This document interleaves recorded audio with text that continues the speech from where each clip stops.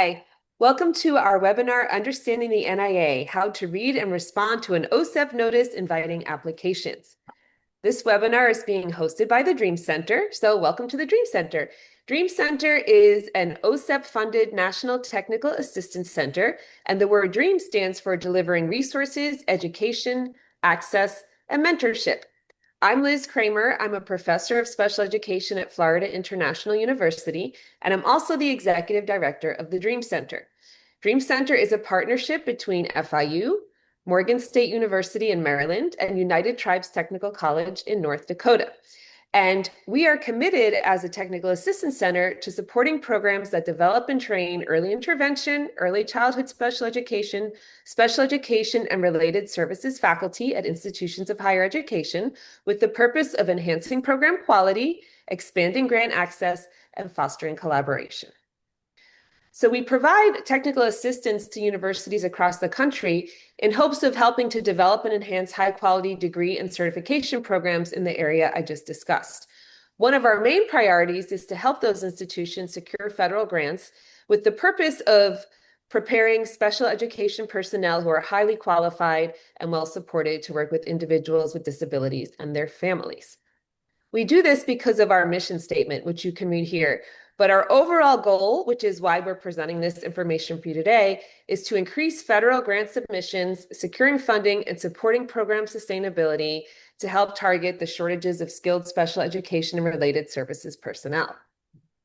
So the objectives we have for you today is by the end of this presentation, we're hoping you'll be able to identify, interpret the key components of an OSEP NIA. NIA stands for Notice Inviting Applications.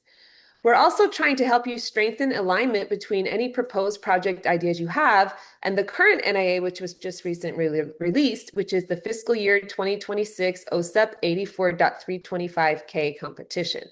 We also want to help you increase your understanding of the critical proposal components, and we'll go through each of these in more detail in the coming moments. So some key points that we're going to be discussing today. What is the NIA, or the Notice Inviting Applications? Where can you find it? Why does it matter for your proposal development? How should you be structuring your federal grant? And what is the relationship between the NIA, the application package, the selection criteria, and the federal regulations? And as I said earlier, this presentation is specifically focused on the 84.325 fiscal year 2026 competition, which was released May 13th. This competition information can be found on the grants.gov website. So let's get started digging into the NIA. So the NIA really can be thought of as a blueprint or instruction manual for your proposal. I recommend very highly, in addition to watching this webinar, that you seek this NIA and you read it from start to finish, as these really are the specific directions that will tell you exactly what the funder wants and how your application will be evaluated. In this instance, it's the U.S. Department of Education Office of Special Education Programs, and they've laid out everything in here in detail that they're looking for. So let's go through the current competition and really unpack what it says. So first thing you might want to consider is, are you even eligible to apply to this competition? It is very time consuming to write a grant, and so you want to make sure that you're actually an eligible contender before you take the time to write your proposal. So what does that mean? Well, these applications are open to institutions of higher education that have at least one program in special education, early childhood special education, early intervention, or related service areas that will lead to either a bachelor's degree, a certification, a master's degree, an educational specialist degree, or a clinical doctorate degree. Please note, if you're thinking of a traditional doctoral degree that is not eligible under the 325K competition, that is a separate competition. Also, if your university only has associate's degrees, you are not eligible for this particular competition, at least not as a sole applicant. Now, most people who apply for these projects will be faculty members in special education and related areas. However, private nonprofit organizations may be eligible if they are able to enter into a grants and cooperative agreement with the US DOE. If you have any questions about this, I highly encourage you to reach out to the OSEP project officer, and all of that contact information is listed clearly in the NIA.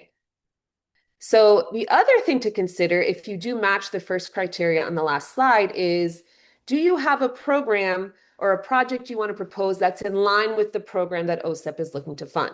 So OSEP is looking to fund programs that prepare and increase the number of personnel. This would be those areas I mentioned, special ed, early intervention, and related services to serve children with disabilities. They're particularly interested in funding folks that will use evidence-based strategies to prepare scholars at those levels we already went through, the bachelor's certification, master's, ed specialist, or clinical doctorate. And this can be to serve children in a variety of settings, which for the younger children might be home and community or early learning programs or childcare settings. And then for the older learners, it's typically done in classrooms and schools. So what is available in this particular competition this year? Well, all of this information is straight out of the NIA. So the key things for you to focus on here is that these grants, when you submit a project, should be proposed to last for up to 60 months, which is 5 years. And the total maximum award across the 5 years would be $1.25 million per project.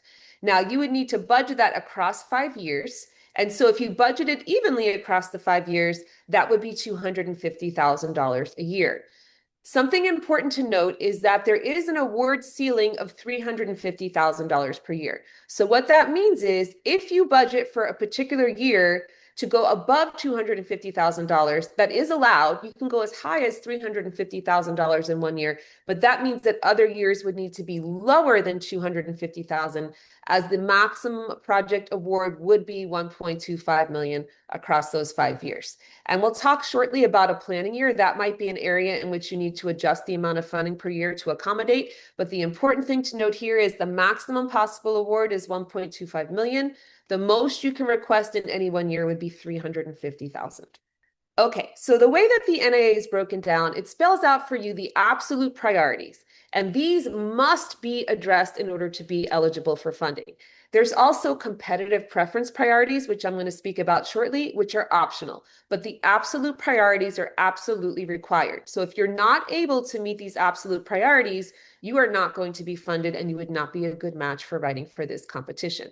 Something to keep in mind is the overarching goal of the entire OSEP funded program is to increase the number of qualified personnel serving children with disabilities. So these grants specifically are funded to help you recruit, prepare, and retain personnel to work with children with disabilities. And these personnel, as I mentioned, would be in early childhood special ed, early intervention, special education, or related services.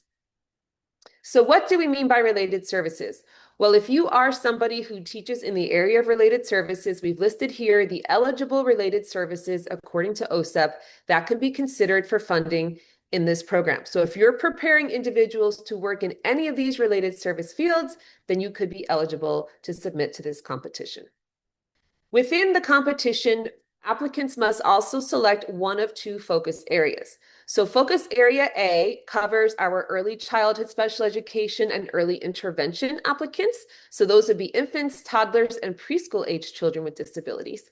And anybody who is focusing on the K-12 area for children with disabilities would submit to focus area B. You must select one focus area and only submit to that focus area.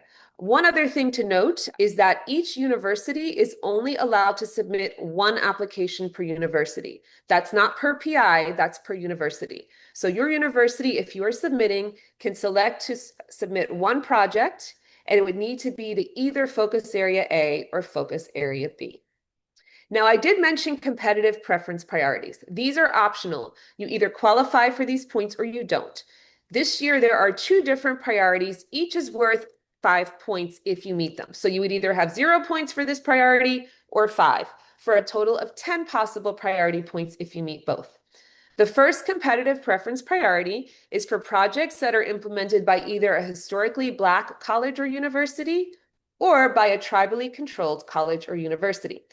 If you are an applicant from an HBCU or a TCCU, you would be eligible for 5 competitive preference points. Now, in just a moment, we'll talk about the funding and the scoring, and the scoring is typically worth a total of 100 potential points. If you have competitive preference points, those are added on top. So you would be eligible for a potential 105 or 110 points by adding these extra points. Priority number 2 is for new potential grantees. So this is referring now, very important, when OSEP mentions an applicant, they are not talking about you as an individual, they are talking about your university. So if your university, your institution of higher education, has not had an active discretionary grant, and the ones they name by name in the NIA are a 325K, which is this competition, a 325M, or a 325R in the last 5 years, then you are considered a new potential grantee and can be eligible for those additional 5 competitive preference points. If you happen to be at an HBC or a tribal college that has not had an active grant in the last 5 years, you could theoretically receive 10 competitive preference priority points, which would put you in a very good position to be competitive in your funding. Now, it doesn't matter if it wasn't you, but it was a colleague who had the grant, you would not receive these priority 2 points if anybody in your institution had one of these OSEP grants in the last 5 years, even as a subaward or a partner on another grant. So one of the other pieces of the NIA that's optional is a planning year. Nobody is required to take a planning year, but you certainly may choose to take a planning year, which means you can have up to 12 months of planning time to work on building your program and enhancing your program without enrolling scholars. So this is important for a couple of reasons. We're going to talk, when we talk about budgeting, that there is a minimum of 70% of your budget that's obligated to be for scholar support in the life of the grant. However, you can exclude up to $100,000 from that requirement for the first year if you decide to take this planning year. Now, you cannot use this planning year to create a new program that doesn't exist. You must already have those degrees that we mentioned earlier in place. But if you want to take time to enhance your program, to update your coursework, to build partnerships for field experiences, to hire staff or faculty supervisors, to get your materials in order, to form collaborations, you can take that time and you can do that for up to 12 months. Now, if you need a planning year, it's fine to write for one. If you don't need a planning year, there's no penalty for not taking one, and you can jump right in and recruit scholars from the beginning. Now, keep in mind, even if you take this planning year, any recruited scholar still must graduate within the life of the grant. So that gives you 4 years to run your program instead of 5. So these are all things to keep in mind when considering a planning year. So now let's dive into the selection criteria that you must address in your proposal. So as you can see here, there are 5 primary sections of selection criteria that are absolute priorities under this application. And each one has a different amount of potential points leading to that total of 100. And remember, this can go up to as high as 110 with those competitive preference points. Now, I'm going to run through each of these areas and unpack them just a little bit more, but I wanted you to see how many points each section is potentially worth, so you have an idea of how important each section is and about how many pages you should be spending on each section. And you can see here that the project design section is worth 45 points, which is nearly half of the total of 100 points. So this is the area where you're going to devote most of your pages and most of your time and focus, because this is where you potentially will earn the most points. So let's go ahead and start with significance. What must you address in significance? And again, I'm not creating these ideas myself. These are taken straight out of the NIA. I'm just helping you unpack it and helping you understand what's really important to focus on. So in the significance section of your application, and by the way, I would organize my proposal just in this order. In the same order in which these topics appear in the NIA is how I would organize my document, starting with significance. And significance is where you're really building the case for why your proposed project is important. What is the problem in the field, and what can your project do to address that problem? So here's where you're going to focus on things like shortages. What are the potential shortages that exist right now, and how can your project address those shortages? And it's very important that, again, that we're looking at serving infants through age 21, children with disabilities. And again, you would choose that focus area based on your program. And you must be addressing how you're going to improve outcomes for children with disabilities, including literacy and math outcomes. This language is highlighted in the NIA this year, and it's important to address this even if you feel that your proposed project isn't in an area where we typically think about literacy or math. So for example, let's say you're proposing a project in school psychology. You must still address literacy and math outcomes. You must also be talking about how you're going to be able to increase the number of personnel with competencies that will address evidence-based instruction, intervention, and services. So Again, it has to be in line with that overall focus. This is the focus to reduce shortages and increase the competencies of well-qualified personnel. And then finally, in this section, you're asked to address your prior success. So if you've had a OSEP grant before, you would highlight the success of that grant. But even if you haven't, you're asked to present data on your graduates from the last 5 years. And this is really to make a case that you have the capacity to do what you say you're going to do so that you will graduate students who can go out there and be effective personnel for children with disabilities. So the selection criteria for this section upon which you are scored include the data presented that demonstrate the issue, challenge, or opportunity that your project will address, and the magnitude of the expected project outcomes. And this will include how you'll improve practice, how you'll enhance student learning outcomes, and how this will ultimately lead to increased student achievement. Some key tips for the significance area: you should be looking at workforce shortage data and citing national and state data where appropriate. Incorporate any state personnel needs, and you can also leverage the historical program graduation data from your specific program to show that you have been effective in meeting these needs in the past, and you have the likelihood to be able to do that again if funded. So now let's move on to that quality of project design section. And again, remember, this section is the one worth 45 points. So very important to really flesh out the design of your project. Within design, we're going to be looking at key areas around recruitment and selection, scholar preparation, and partnerships. So when we think about recruitment and retention, you will be asked to specifically address how you will select qualified applicants for your program. So you will also talk about how you will recruit and attract individuals to your program, and how you will be able to support and mentor these scholars so that they don't just come start your program, but they stay, complete the program, graduate. And actually, the goal is not only for them to graduate your program, but to stay in the field of special education after graduating. So when we look at scholar preparation, it's really important here to highlight what competencies will be addressed in your program so that scholars graduate highly qualified to work with children with disabilities. So you're going to hear talk about the cutting edge research and evidence-based practices that you implement in your curricula. You'll be talking about the types of coursework that you provide. You'll be highlighting any field and clinical experiences. You'll be talking about the pedagogical practices that your program has. Now, if you're somebody who's planning to take that planning year to beef up your program, that's fine, but you still need to have enough of a literature review done of current evidence-based practices to show what sorts of curricula you'll be building into that program, to show that you are familiar with best practices in current research. And it's a really good idea to connect any of your coursework to the field experiences or clinical work that goes along with it, as well as competencies. And here's where you might rely on things like CEC standards or high leverage practices, or if you're in early childhood, maybe you're looking at NAEYC or DEC standards. If you're in related services, you can look at your accrediting bodies and make sure that your coursework aligns with current research, current accreditation policies, and of course has those field and clinical components. And finally, how can you leverage partnerships? So these partnerships might be with state or tribal agencies. They might be with families, particularly families of children with disabilities. You might be partnering with local education agencies, local schools, local childcare or Head Start programs, and with youth with disabilities themselves.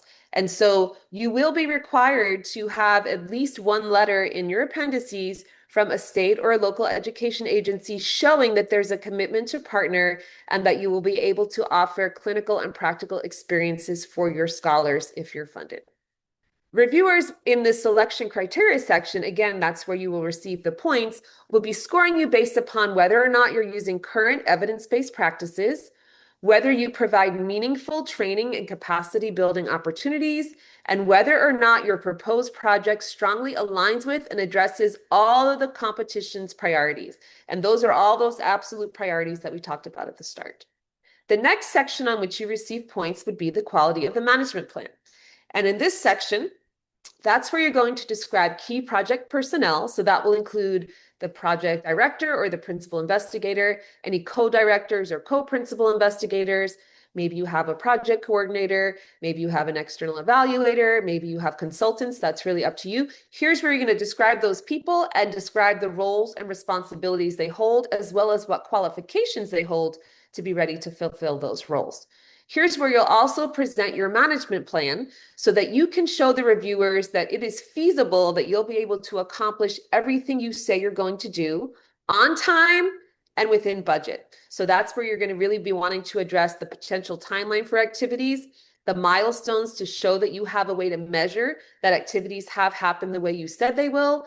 And you will also need to provide a table showing the time commitments of those key personnel to show that you've really thought about how much time is needed for each of the major project tasks and that you have the personnel with enough time allotted to fulfill all of those planned tasks. The next section is the adequacy of resources. Here is where you're going to build a case that your university has the capacity to run a project and has the supports necessary for the scholars to be successful. And remember, I mentioned this earlier, at least 70% of your budget must go directly to supporting scholars. So what does scholar support look like?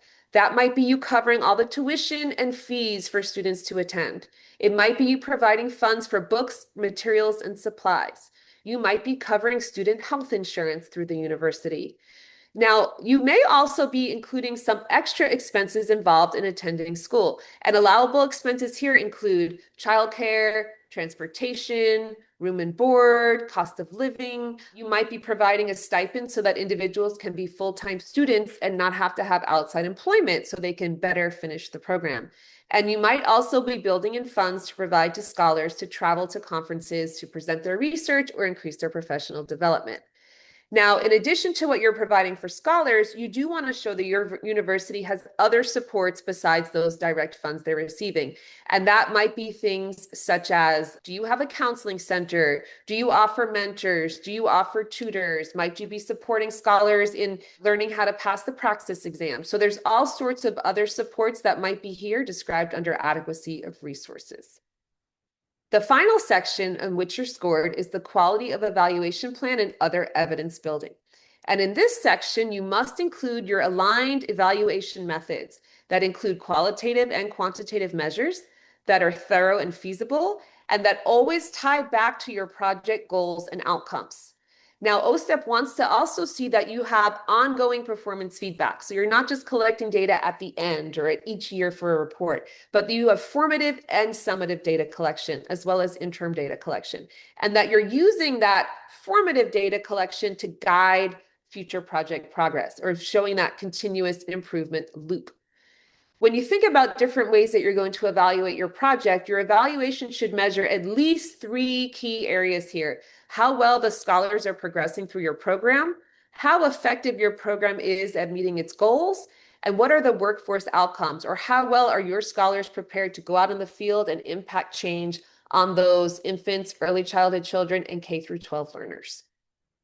Now, in addition to those scored areas that we just talked about, there are other elements that also must be included in your application.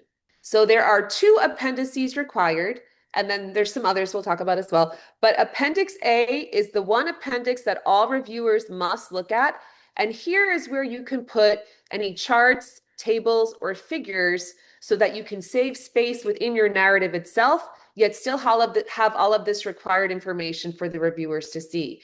If you're putting something in the appendix, it's really important that you note it and mention it in the narrative and then refer the reader to the appendix. So Appendix A is for any of those required and important charts, tables, and figures. Here's where you would put your logic model if you choose to include one, your personal loading chart. And in Appendix A, you would have at least 1 letter of support from a partner that you will provide field and clinical experiences. So this might be from your state Department of Ed, your local education agency, or even a local school with whom you're partnering. In Appendix B, you're required to include a table that lists all of the required coursework for your program. And remember, those courses should be planned in mind to align with federal laws, professional standards, and evidence-based practices. Now, not listed here, but also required to be included in appendices are brief CVs from any key project personnel, as well as any other supplementary materials that would really support your project. Another compliance requirement is that you must also plan for how you will be sure to monitor scholars throughout the life of the project. So things to keep in mind and know that will be important if you do get funded is that scholars must sign a service obligation requirement. And this service obligation requirement is handled through the federal government through their Personnel Development Program Data Collection System.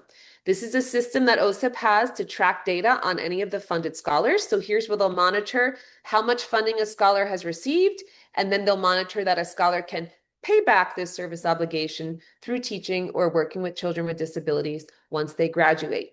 You also will be responsible for reporting any of these data each year through the PDCS system, as well as submitting annual performance reports to OSEP, submitting a final performance report to OSEP at the completion of your project, and participating in OSEP learning activities throughout each year of your project. Now I'd like to give you a little bit of key advice, particularly for those of you who might be new applicants. So it's very important that you align your proposal to the NIA. And this year's NIA on page 24 has provided an application checklist to really help you make sure all of the required elements are there. Please look at this checklist and make sure all of the components have been completed before submitting your application. I encourage you to mirror the review criteria. And if you remember, those selection criteria include the significance section, the project design, the quality of the project management, the adequacy of resources, and the evaluation criteria. You should set up your proposal in that order and use each of the selection criteria and the headings provided to organize your narrative. This will help the reviewers to make sure that you've included everything that's required, and that it also helps you make sure that you haven't left out any important information. Also, be sure to demonstrate the need and impact, and you can use local, state, and national data to demonstrate your need.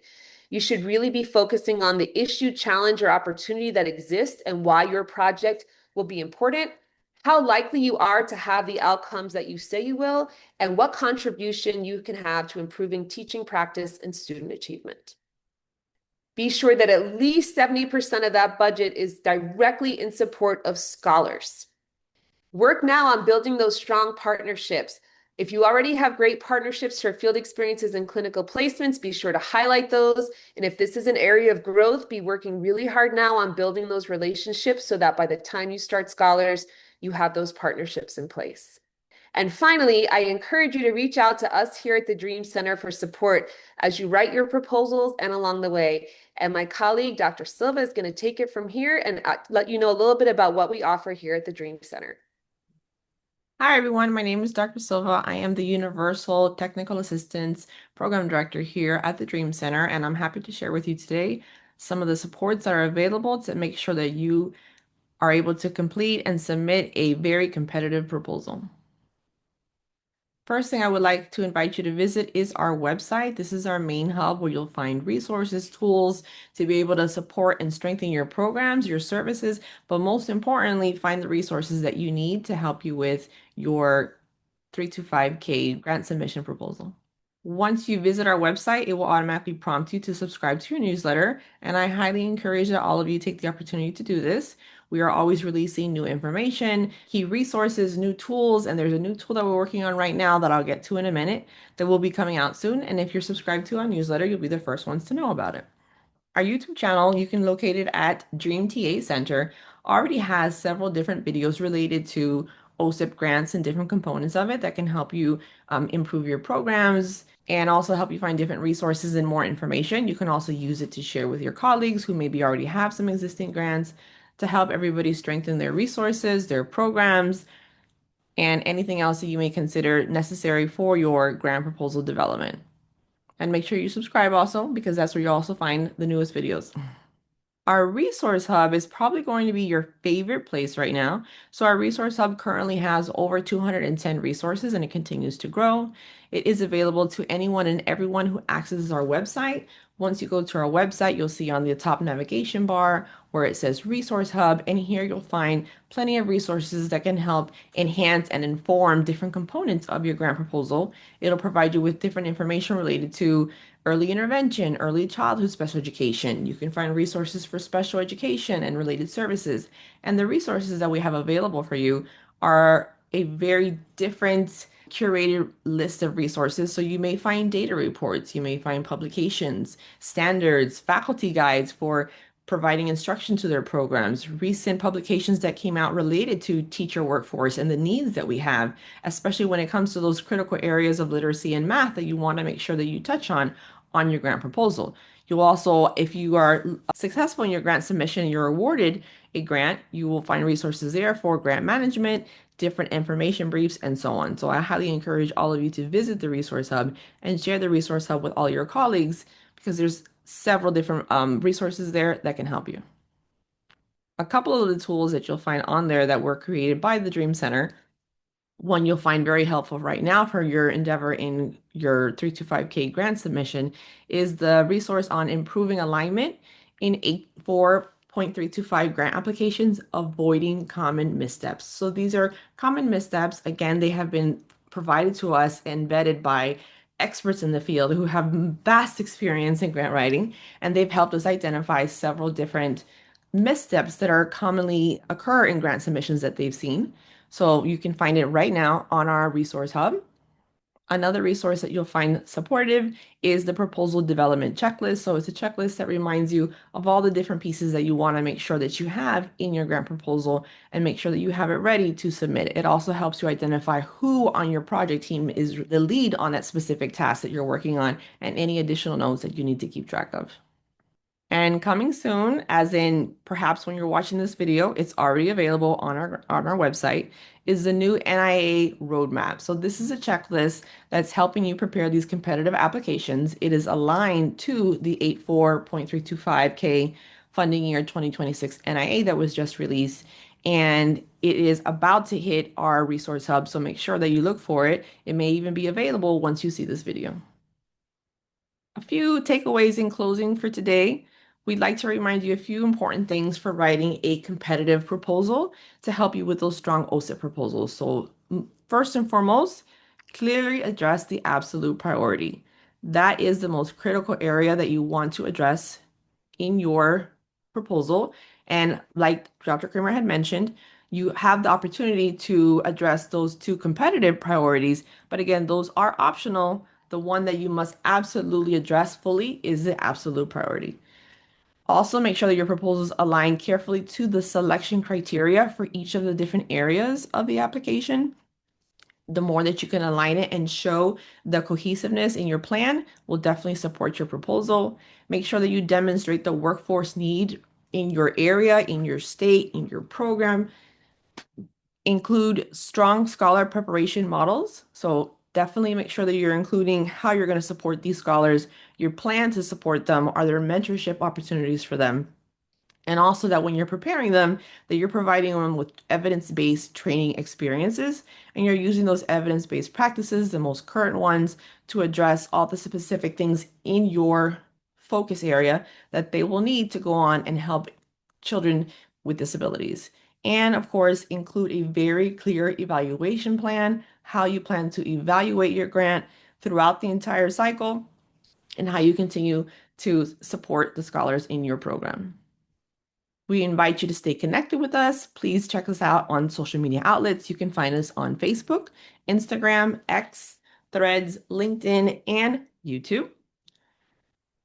Thank you all for joining us today. If you need help in this process, please contact us, support@dreamtacenter.org. We are here to support you all in being successfully funded.